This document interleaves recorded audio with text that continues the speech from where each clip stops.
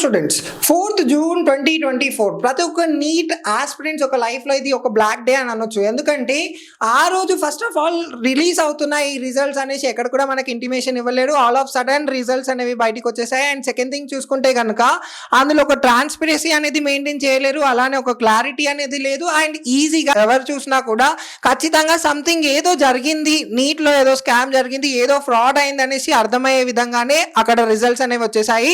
And more over మనం ఒకవేళ చూసుకుంటే కనుక నీట్లో ఖచ్చితంగా స్కామ్ అయింది అని నేను ఎలా చెప్తున్నానంటే దెర్ ఆర్ సమ్ ఎవిడెన్సెస్, కొన్ని ఆడియోస్ కూడా బయటికి వచ్చాయి నాన్న. ఒక ఆడియోని నేను ఇక్కడ వీడియో ఎండింగ్ లో అటాచ్ చేయడానికి ట్రై చేశాను. And at the same time most important thing, ప్రతి ఒక్కరికి కూడా నేను ఒక రిక్వెస్ట్ ఏం చేశానంటే ఈ వీడియోని యాజ్ ఫార్ యాజ్ పాసిబుల్ మీరు ఎక్కువగా షేర్ చేయడానికి ట్రై చేయండి. ఇది మా వ్యూస్ కోసం కాదు, I just want to reach this information. ఈ ఇన్ఫర్మేషన్ ని హైయర్ అఫీషియల్స్ వరకు వెళ్ళి ఒక జస్టిస్ అనేది మనకు అవ్వాలి అనే ఒక గుడ్ విల్ తోటే ఈ వీడియో అనేది చేయడం జరిగింది. అండ్ రైట్ నౌ మనం ఒకవేళ చూసుకుంటే కనుక నీట్ ఎగ్జామ్ అనేది మనందరికీ తెలుసు, డాక్టర్ అవ్వడం కోసం ఆఫ్టర్ కంప్లీటింగ్ ది బైపీసీ ఎంతో కష్టపడి నీట్ ఎగ్జామ్ ని రాస్తారు.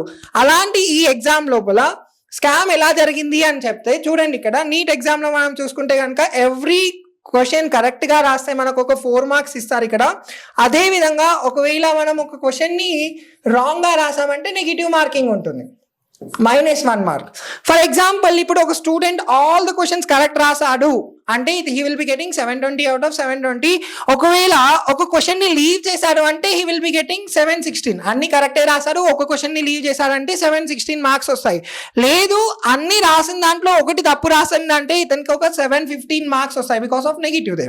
కానీ మనకు మార్క్స్ ఇలా వచ్చే కాస్త 719 718 మార్క్స్ వచ్చాయి. సో ఇది ఎలా వచ్చింది, హౌ ఈజ్ ఇట్ పాసిబుల్ అని క్వశ్చన్ చేస్తే ఎన్టీఏ వాళ్ళు దీనికి ఒక ఆన్సర్ ఇచ్చారు, అది కూడా ప్రాపర్ గా అనిపించట్లేదు. సో వాళ్ళు చెప్పిన ఆన్సర్ ఏంటిది అంటే సర్టెన్ ప్లేసెస్ లో కొంచెం డిస్టర్బెన్స్ అనేది జరిగింది. లైక్ ఇంగ్లీష్ మీడియం స్టూడెంట్ కి హిందీ క్వశ్చన్ పేపర్ వచ్చింది, అలానే హిందీ మీడియం స్టూడెంట్ కి ఇంగ్లీష్ క్వశ్చన్ పేపర్ వచ్చింది. సో అలా టైం అనేది అడ్జస్ట్ అవ్వలేదు కాబట్టి మేము నార్మలైజేషన్ చేశామని చెప్తున్నారు. వీళ్ళు నార్మలైజేషన్ ఏ ఫార్ములాని యూజ్ చేసి చేశారు, టైం ని క్యాల్కులేట్ చేశారా, ఎలా చేశారా, ఒక ప్రాపర్ ఆన్సర్ అనేది మనకి ఇక్కడ ఇవ్వలేరు.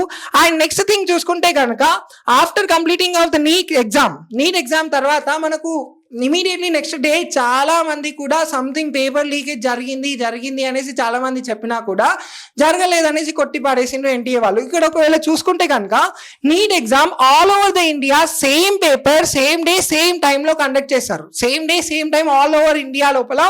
ఈసారి మనం చూసుకుంటే కనుక 25 lakhs of the students appear అయ్యారు. అంటే 25 lakhs of the people NEET form fill up చేశారు. ఆల్మోస్ట్ ఒక 22 to 23 lakhs of people appear అయ్యారు అనుకుందాం. అయితే ఇక్కడ మనం చూసుకుంటే all over the India same day same paper same టైంలో రిలీజ్ అవుతున్నప్పుడు ఎంత కాన్ఫిడెన్షియల్ గా ఉండాలి. Are there chances there might be something జరగవచ్చు కదా, రైట్? జరగవచ్చు అనేసి నేను అలా చెప్తున్నాను అంటే చూడండి, ఇక్కడ immediately after completion of NEET exam next day మనకు పేపర్లో కొన్ని స్టేట్మెంట్స్ ఇలా వచ్చాయి. చూడండి, May 4th ఒకవేళ మనం చూసుకుంటే కనుక over 20 medical aspirants were brought to Patna in the evening and given question papers and also answers. Next May 5th చూసుకుంటే కనుక 7 to 8 persons including Sikandar Yadavendu, one of the main conspirators, detained. చూడండి, ఇక్కడ May 5th ఇంకా చూడండి, Patna police received tip of about suspected paper leak about 2 to 3 hours before NEET exam, which was held 2 PM to 5:20 PM. ఇక్కడ ఇంకొకటి చూడండి, police also recover some burned question papers from Yadavendu's flat. అవునా? May 6th మనం చూసుకుంటే కనుక a total of 13 people including 4 examinees and their parents arrested and sent to judicial custody. So ఇలా statements వచ్చాయి కదా, ఈ స్టేట్మెంట్స్ ని కొట్టి పడేస్తూ మనకు ఓకే ఎన్టీఏ వాళ్ళు ఏమని చెప్పారు చూడండి, reports of NEET UG question paper leak baseless అనేసి చెప్పారు. Okay, NTA clarifies NEET UG question paper leak rumours stressing all papers accounted for no relation to social media images. కొట్టి పడేశారు ఇవన్నిటిని కూడా, అసలు ఎక్కడ కూడా పేపర్ లీక్ అయ్యే ఛాన్స్ లేదనేసి తీసి పడేశారు.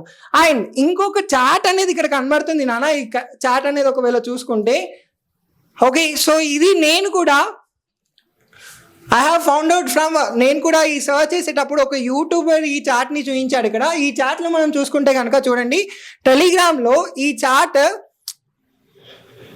1 minute రైట్. సో ఈ చార్ట్ ని చూసుకుంటే కనుక చూడండి, good morning students, as you all know today is 3rd May and in need just 48 hours left and you have less than 24 hours for revision. Yesterday I was thinking of the student who bought paper from me. Yeah, they will get about 650, no doubt in it, and some important notice to have been given to them how to overcome the paper and how to attempt in order to get in aims. చూడండి ఇక్కడ next ఇక్కడ ఒకటి stress చేశారు. So let me disclose something today. Yeah, I work in NTA department, but for whom do I work? For Vishal Chaurasia. Hope you know the name. So ఇది ఇక్కడ పక్కన పెట్టేస్తే తర్వాత చూడండి ఇక్కడ both famous हो गए हम students. I repeat, no use of DM, no more selling papers. అంటే దీన్ని బట్టి మనకి ఏమర్థమైంది, there must be paper leakage అనేది జరిగింది అనేసి ఇక్కడ అర్థమవుతుంది కదా. రైట్.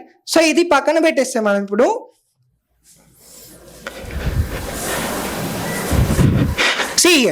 ఎగ్జామ్ రిజల్ట్స్ వచ్చాయి నాన్న.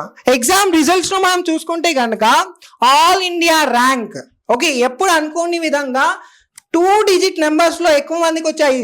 సో ఆ నంబర్ ప్రాపర్ గా ఐడియా లేదు, బట్ సమ్ 60 to 80 మెంబర్స్ వరకు all India rank first rank వచ్చింది. అక్కడ 720 out of 720 వచ్చింది. నాట్ ఆల్ ఇండియా ఎయిర్ 1 కాదు, 720 out of 720 ఇంత మందికి ఎలా వచ్చింది. అండ్ ఒకవేళ మనకి ఇప్పుడు ఎన్టీఏ వాళ్ళు రిలీజ్ చేసిన ఈ పేపర్ ప్రకారం చూసుకుంటే కనుక, సో ఇందులో చూడండి క్లియర్ గా కనబడుతుంది మనకు, సేమ్ ప్లేస్ లో సేమ్ సెంటర్ లో రాసిన వాళ్ళు ఒకే ఎగ్జామ్ హాల్లో ఒకటే దగ్గర ఇక్కడ పక్క పక్కన కూర్చున్న వాళ్ళకు చూడండి సేమ్ మెంబర్స్ 99.99712, 99.99,712 ఇలా పర్సెంటైల్ కూడా సేమ్ గానే వచ్చేసింది చూడండి.